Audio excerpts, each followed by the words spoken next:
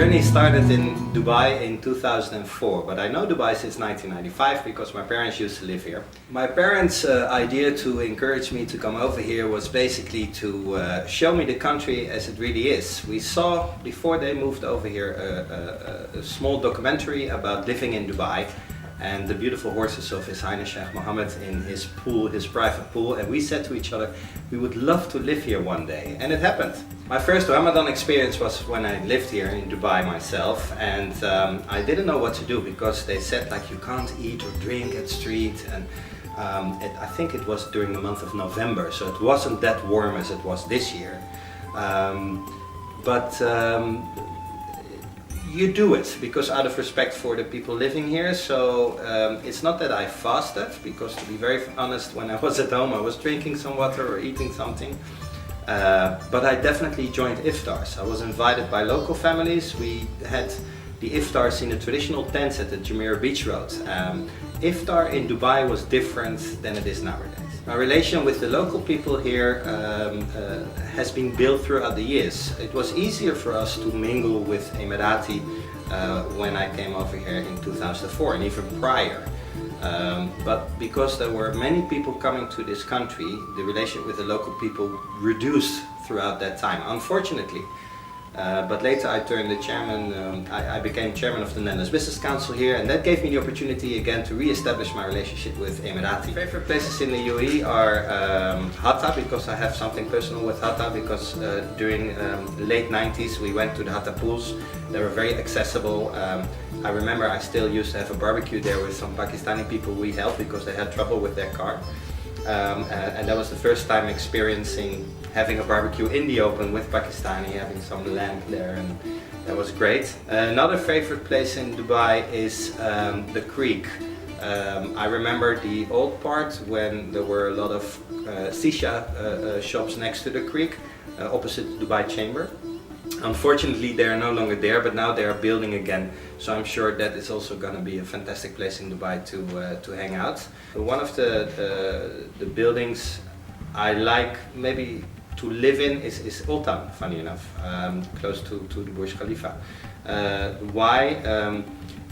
What I like about the architecture over there is they managed to get something traditional Arabic within a modern society, and they really succeeded in that project. But also what I like a lot about this region is the hospitality. The fact that people really take the time to know you, even business-wise. In the Netherlands it's like, okay, you got 10 minutes and then you have to go. Here it's more kind of Habibi mentality. Habibi, how are you? Habibi this, Habibi that. How's the family? Would you like to have barbecue soon? So they really take their time, and only then we discuss business in the last 10 minutes. But then the click is already there, and that is something I loved. And if I ever go back to the Netherlands, I know for sure that that will be a difficult part to deal with again. One of the favorite books I read here is Flashing of Light from Sheikh Mohammed. I have it here with me. This is the Arabic version, I have the English version, and the reason why it's one of my favorite books is because his vision is explained in a very, very proper manner. Even being non-Emirati, you understand why a leader like His Highness has a vision to build a country to something enormous, something to be well respected in the worldwide society, but also he make it happen. I mean, a lot of people think like, why are you saying that? Why are you doing that? But he makes it happen, and that's what we respect. And for me it was an extra compliment because I once received this book from His Highness personally signed. I remember many years ago, I once stood with His Highness in the elevator, and he was very open and friendly, like, hey, how are you doing? During my time as chairman for the Netherlands Business Council, I was able to meet also some other people within the UAE government, like His Excellency Minister Al-Mansouri, Her Excellency Rima Hashemi, Helal Ahmadi from Dubai Tourism. If you know a little bit about Islam, and I had the luck to read a little bit and to ask a lot of questions, you will see it's actually a very peace-loving religion. The fact that the Jumeirah Mosque is open for public every Thursday, if I'm not mistaken, is great. But even in Abu Dhabi, go to the Sheikh Zayed Mosque and learn more about the traditions over there. What I like about this region is that they are happy to learn about the Islamic values over here, but in the same time they accept any kind of religion here. There are churches here, there's even a Buddhist temple. One thing I would like to say for the readers of Al Bayan newspapers during Ramadan is be nice for each other. Don't always believe what the media is telling you, despite the fact that I'm here sitting in front of a newspaper.